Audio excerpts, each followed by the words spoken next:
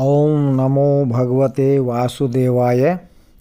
आज की वीडियो में चर्चा करेंगे चातुर्मास के चौथे मास पवित्र कार्तिक मास के कृष्ण पक्ष की एकादशी के विषय में। तो धर्मराज युधिष्ठिर बोले कि हे जनार्दन, अब आप मुझे कार्तिक मास के कृष्ण पक्ष की एकादशी की कथा सुनाइए। इस एकादशी का क्या नाम है तथा इसके करने से कौन सा फल मिलता है, कृपा करके बतलाइए। भगवान श्री कृष्ण बोले कि हे राज राजेश्वर, कार्तिक मास के कृष्ण पक्ष की एकादशी का नाम रमा है। इसके व्रत से व्यक्ति के सभी प्रकार के पाप नष्ट हो जाते हैं। तो इसकी कथा की ओर आगे बढ़ूं उससे पहले आपसे वही विनम्र निवेदन कि यदि आपने अभी तक मेरे चैनल अर्थात शास्त्री चैनल को यदि सब्सक्राइब नहीं किया है तो कृपया सब्सक्राइब करें, साथ में बेल आइकॉन का बटन अवश्य दबाएं ताकि भविष्य में आने वाली वीडियोज़ का नोटिफिकेशन सबसे पहले आपको मिल सके। लाइक कीजिएगा, साथ में अपने मित्रों के साथ वीडियो को शेयर कीजिएगा ताकि वे भी इस कथा को सुन सकें। तो चलिए बढ़ते हैं कथा की ओर। प्राचीन काल में मुचकुंद नाम का एक राजा राज्य किया करता था। उसके इंद्र, वरुण, कुबेर आदि भी मित्र थे। वह सत्यवादी तथा विष्णु भक्त था। उसके एक चंद्रभागा नाम की लड़की थी। उसने उस लड़की का विवाह राजा चंद्रसेन के पुत्र शोभन के साथ कर दिया। एक समय जब वह अपनी ससुराल में ही अपने पति के साथ थी तो एकादशी पड़ी। चंद्रभागा सोचने लगी कि अब एकादशी समीप आ गई है, परंतु मेरा पति अत्यंत कमज़ोर है शारीरिक रूप से, इसलिए वह इस व्रत को नहीं कर सकते हैं। परंतु मेरे पिताजी की आज्ञा भी कठोर है। जब दशमी आई तब राज्य में ढिंढोरा पिटवा दिया गया। उसको सुनकर शोभन अपनी पत्नी के समीप गया और उससे पूछा कि हे प्रिय, तुम मुझे कुछ उपाय बतलाओ, क्योंकि यदि मैं व्रत करूँगा तो अवश्य ही मृत्यु को प्राप्त हो जाऊँगा।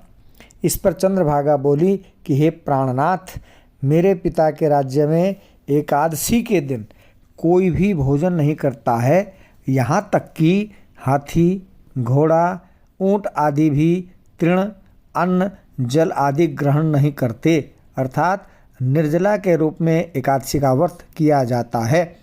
जब पशु भी ऐसा कर रहे हैं तो फिर यहाँ मनुष्य कैसे भोजन कर सकते हैं। यदि आप भोजन करना चाहते हैं तो यहाँ से दूसरे स्थान की ओर चले जाइए, क्योंकि यदि आप इसी स्थान पर रहोगे तो आपको व्रत अवश्य ही करना पड़ेगा। इस पर शोभन बोला कि हे प्रिय, आपका कहना बिल्कुल उत्तम है, परंतु मैं इस व्रत को अवश्य करूँगा। भाग्य में जो लिखा है वही होगा। ऐसा विचार करके उसने एकादशी का व्रत किया और पूरा दिन व्यतीत हो जाने के बाद सूर्यास्त के पश्चात रात्रि जागरण किया गया। वह शोभन को दुख देने वाली रात्रि निकली।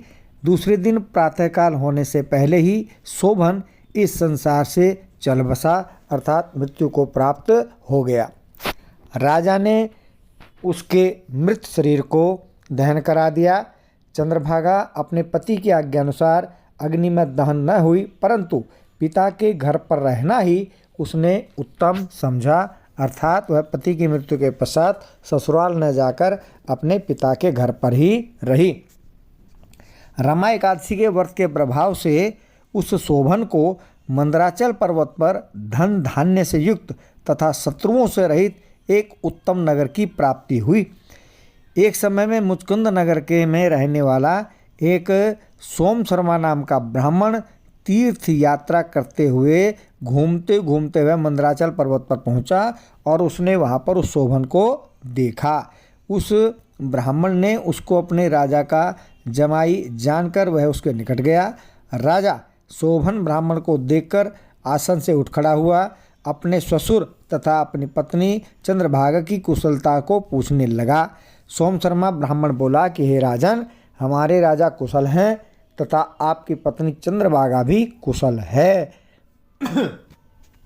अब आप अपना वृत्तांत बतलाइए। मुझे यह बड़ा ही आश्चर्य हो रहा है कि ऐसा विचित्र और सुंदर नगर आपको किस प्रकार प्राप्त हुआ। शोभन बोला कि हे ब्राह्मण, यह सब कार्तिक मास के कृष्ण पक्ष की रमा एकादशी के व्रत का प्रभाव है। इसी से मुझे यह अनुपम नगर प्राप्त हुआ है, परंतु यह अध्रुव है, अर्थात चिरस्थायी नहीं है। इसका कारण ये रहा क्योंकि शोभन ने पूरे मन से उस व्रत को नहीं किया था। इस पर ब्राह्मण बोला कि हे राजन, यह अध्रुव क्यों है, चिरस्थायी क्यों नहीं है? किस प्रकार यह चिरस्थायी हो सकता है, ध्रुव हो सकता है? सो आप मुझे इसके विषय में समझाइए, बतलाइए। मैं आपके कहे अनुसार ही करूँगा, आप इसमें किंचित मात्र भी झूठ न समझें। शोभन बोला कि हे ब्राह्मण देव, मैंने श्रद्धापूर्वक व्रत किया था, उसके प्रभाव से मुझे नगर तो प्राप्त हुआ। इस वृत्तांत को राजा मुचकुंद की पुत्री चंद्रभागा से कहोगे तो वह इसको ध्रुव बना सकती है, चिरस्थायी बना सकती है। ब्राह्मण ने अपने नगर में आकर चंद्रभागा से शोभन के विषय में सारा वृत्तांत कह सुनाया। इस पर राजकन्या चंद्रभागा बोली कि ब्राह्मण देव, आप मुझे उस नगर की ओर ले चलिए, मैं अपने पति को देखना चाहती हूँ। मैं अपने व्रत के प्रभाव से उस नगर को ध्रुव बना लूँगी। चंद्रभागा के वचनों को सुनकर वह सोम शर्मा ब्राह्मण उसको मंदराचल पर्वत के समीप वामदेव के आश्रम में ले गया। वामदेव ने उसकी कथा को सुनकर चंद्रभागा का मंत्रों से अभिषेक किया। चंद्रभागा मंत्रों तथा व्रत के प्रभाव से दिव्य देह धारण करके पति के पास चली गई। शोभन ने अपनी स्त्री चंद्रभागा को देखकर प्रसन्नतापूर्वक अपने वाम अंग में बैठाया। चंद्रभागा बोली, हे प्राणनाथ, अब आप मेरे पुण्य को सुनिए। जब मैं अपने पिता के घर में 8 साल की थी, तब ही से मैं यथाविधि पूरी श्रद्धा के साथ एकादशी का व्रत कर रही हूँ। उन्हीं व्रतों के प्रभाव से आपका यह नगर ध्रुव हो जाएगा और समस्त कर्मों से मुक्त होकर प्रलय के अंत तक यह राज्य बना रहेगा। ऐसा कहकर चंद्रभागा ने अपनी सभी एकादशियों का पुण्य फल अपने पति शोभन को अर्पित कर दिया। तत्पश्चात चंद्रभागा दिव्य रूप धारण करके तथा दिव्य आभूषण तथा वस्त्रों से सजकर अपने पति के साथ आनंद पूर्वक रहने लगी और शोभन भी उसके साथ आनंद पूर्वक रहने लगा। हे राजन, यह मैंने रमा एकादशी का महात्म्य कहा।